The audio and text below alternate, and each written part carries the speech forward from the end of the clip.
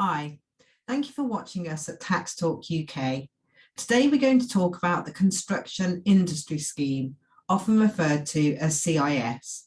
Before we do, if I could just please ask you to take a moment to subscribe to our channel and turn on the notifications. That way you'll easily be able to refer back to this content should you need to, as well as finding the other content that we have on other taxes and other aspects of running your small business, and also to be notified of new content as we upload it. So back to CIS. As the name suggests, the Construction Industry Scheme is aimed at the construction industry. Contractors deduct money from a subcontractor's payments and pass this on to HMRC is the simple explanation of what happens. But what does this actually mean? Well, it's obviously different depending on whether you're the contractor or the subcontractor, but we're going to actually cover both within the same guidance because it's important, regardless of whether you're a contractor or a subcontractor, it's important that you know both for yourself and also what the other side do, because this helps aid your understanding of the scheme. And also, regardless of whether you're a contractor or a subcontractor, if you're registered for VAT, it's important that you're also aware of the VAT reverse charge scheme as it relates to the CIS. As a subcontractor, you're the person carrying out the work for the contractor, and the contractor is the one contracting you to do the work. A subcontractor, once the work's completed, will raise an invoice to the contractor for the works that have been completed. Upon paying that invoice, the contractor will then make a deduction for CIS. That CIS deduction, they will give you a statement at the end of the payroll month. So to the end of the 5th of each month, they should give you that within 2 weeks. So by the 19th of each month. And the money they will deduct, they will pay that to HMRC. And in effect, this goes towards your self-assessment account. And will offset your tax and national insurance liability, or reduce it at least. At the end of the tax year, the subcontractor, when submitting their self-assessment tax return, whether they do that themselves or through an agent, they will declare as normal their profit, but then they'll also declare the amount of CIS deductions that they suffered from contractors. And in the tax calculation, these deductions will be taken into account. If the deductions that have been made in total are more than the actual liability due, then HMRC will issue a refund. So how much will the contractor deduct? Well, this will be a percentage. The standard rate is 20%. So whatever your invoice is, they will simply deduct 20% and pay that to HMRC as a CIS deduction. Contractors must register for the CIS scheme. Subcontractors don't have to, but if they don't register, then the CIS rate will be deducted at 30%, also known as the higher rate. So this is an incentive for subcontractors to register for the scheme. It is also possible for a subcontractor to apply for gross CIS percentage. That actually means that although their invoices will go through the CIS scheme, it will actually be deducted at 0%. So therefore no actual money will be deducted from their invoices.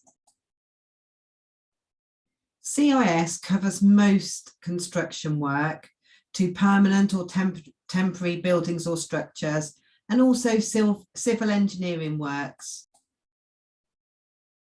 such as roads and bridges. Let's have a look at some more detail on this. So this is our website, and as you can see, I'm just going to run through some of the more detailed aspects of the CIS scheme. So as we just looked at, and as I just mentioned, CIS covers most construction work to a permanent or temporary building or structure, and civil engineering works such as roads and bridges. For the purpose of CIS, construction work includes preparing the site, such as laying foundations and providing access works, demolition and dismantling, building work, alterations, repairs and decorating, installing systems for heating, lighting, power, water and ventilation, as well as cleaning the inside of buildings after construction work. In terms of exceptions, you don't have to register if you only do certain jobs, such as the architecture and surveying, scaffolding hire, as long as there's no labour, carpet fitting, making materials used in construction, including plant and machinery, delivering materials, work on construction sites that's clearly not construction, such as running a canteen or site facilities. I'm going to pop the links in the description to the full detailed guidance on gov.uk. So if you're not sure as to whether your activities are included in the CIS scheme or are exempt, then you can find that out, as well as the CIS helpline provided by HMRC. But if you're still not sure, then as always, we would suggest that you take professional advice and ask for some help with this from an advisor that is qualified to help you with the CIS scheme. So let's look specifically at contractors.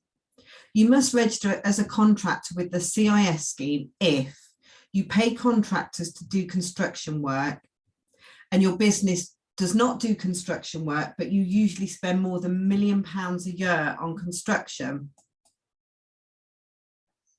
As a contractor, you could be a sole trader in a partnership or a limited company. So what rules must you follow? So firstly, you must register for CIS before you take on your first subcontractor. You must check if you should employ the person instead of subcontracting the work. You may get a penalty if they should be an employee instead. And you should, in this instance, you should also check out the IR35 rules. You should check with HMRC that your subcontractors are registered with the CIS scheme. This is known as verification and is quite a simple thing to do on the HMRC website within your portal. When you pay subcontractors, you'll usually need to make deductions from their payments and pay the money to HMRC. Deductions count as advance payments towards the subcontractor's tax and national insurance bill, remember. You'll need to file monthly returns and keep full CIS records. You may get a penalty if you do not. The CIS monthly return will be to the end of the payroll month, so to the 5th of each month, and must be submitted within 2 weeks, so by the 19th of each month, to avoid any penalties. And as with all taxes, you must let HMRC know about any changes to your business. So let's look at the different types of contractors. If your actual business is construction and you pay subcontractors, then you are deemed to be a mainstream contractor. So for example, if you're a builder, if you're a gangmaster, or if you're a property developer, you're likely to be a mainstream contractor for the purposes of CIS. So earlier, you'll remember that I mentioned that you must register for the CIS, even if your business isn't a construction industry doing construction work, but that you spend over £1 million a year on construction. I would imagine that this isn't going to be many people watching our videos that would fall into this category, as we're very much aimed for the small small businesses and micro entity limited companies. But these would be deemed to be deemed contractors, so deemed a contractor by the value of what they're spending on construction. It would likely to be housing associations, local authorities and government departments, so not the small businesses that we're aimed at, but needs to be mentioned. So a quick look at the exceptions for contractors. So CIS does not apply if your work is paid for by a charity or a trust, paid for by a governing body or head teacher of a maintained school on behalf of the local education authority, or it's on the subcontractor's own property and worth less than £1,000, excluding materials, so just the labour. You must call the CIS helpline in this event to get an exemption. CIS also does not apply if you're a deemed contractor paying for work on a property for your own business use, or a construction contract worth less than £1,000 excluding materials. Again, you must call the CIS helpline, but as we already talked about, it's unlikely that deemed contractors will be watching this guidance. So as I mentioned earlier, in the description, I'm going to pop the link where you can get detailed guidance on gov.uk for all of the different aspects of being a contractor, as well as how to register as a contractor, the link to do so, the link to file your monthly return to verify subcontractors, all of the things that you will need to do as a contractor, or anything if you need to further explore any of the topics that we've talked about as a contractor. So let's move on then and think of how it works if you're the subcontractor, so the person carrying out the work and invoicing the contractor for the works that you've completed. So as I mentioned before, it's not compulsory strictly to register as a subcontractor, but if you don't do so, your CIS deductions will be made at a higher rate. So bear in mind that the government have set the standard rate of deduction at a rate that they consider for the average subcontractor will comfortably cover their tax and national insurance liabilities. And often if the profit is low enough, then you will actually receive a refund even at the standard deduction rate. So it's easy to see then by deducting an extra 10% for the higher rate, in effect will be an over deduction throughout the year. So it really does make sense to register if you are carrying out any subcontraction work. And you should register as a subcontractor regardless of whether you're registered as a sole trader, a partnership, or a limited company.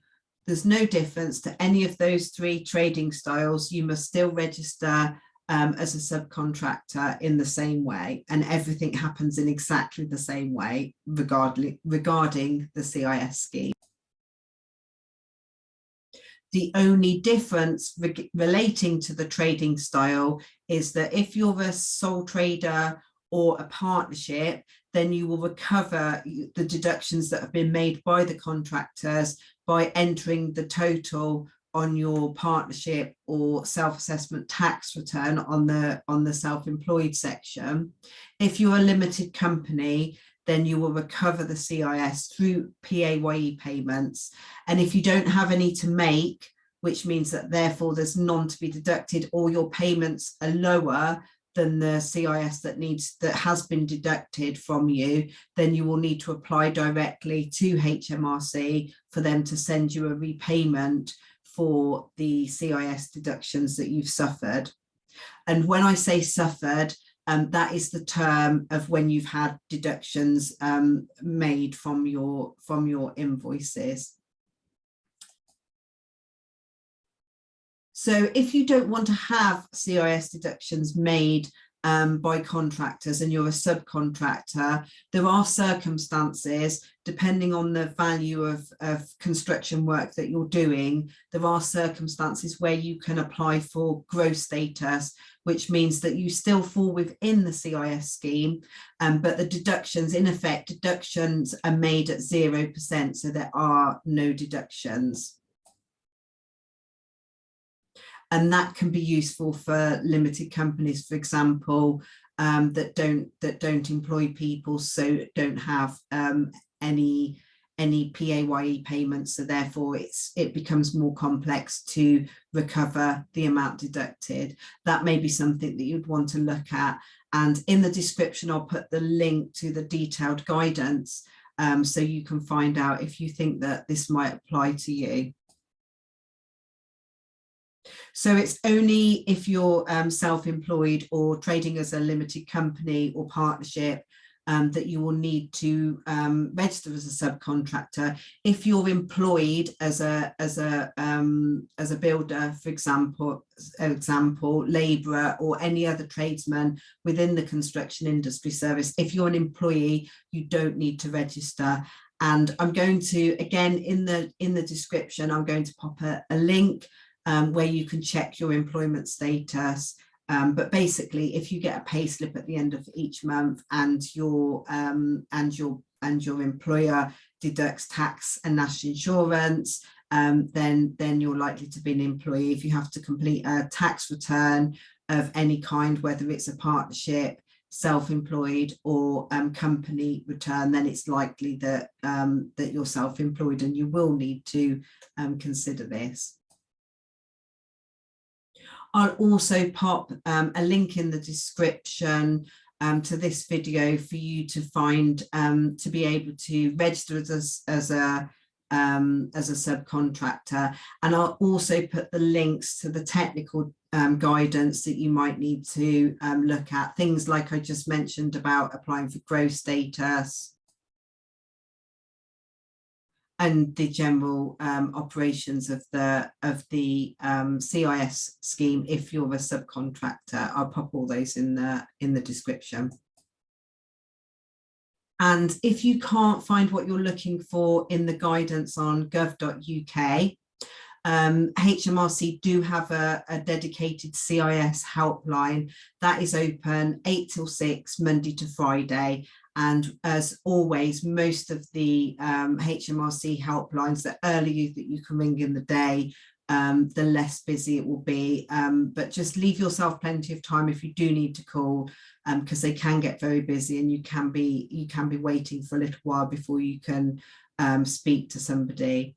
And if you can't find what you need on gov.uk and the helpline aren't able to help you, or maybe it doesn't really sort of make sense to you and it's a little bit confused, then as always, we would suggest getting professional help to help you to manage your CIS, regardless of whether you're a contractor or a subcontractor. And because getting it wrong, for a first, it's likely to get someone's tax wrong, and that can have implications on paying the correct liabilities. You may not pay the correct amount as a contractor to HMRC, for example, but also there are penalties for late returns for getting things wrong. So it really is important. So if you're in any way unsure about it, then please do get some help with it from someone that's qualified to help you, of course. So again, as always, just a very simple overview to the construction industry scheme. In a different video, we're going to take a look at the domestic reverse charge for CIS and that relates to VAT. I will just keep that separate because I'm conscious that there's a lot of information to take on board relating to CIS. But I hope that this has helped and helped to give you an understanding of how the scheme works. If you haven't already, as I mentioned before, please do subscribe to our channel and turn on the notifications. Thank you for watching. Goodbye.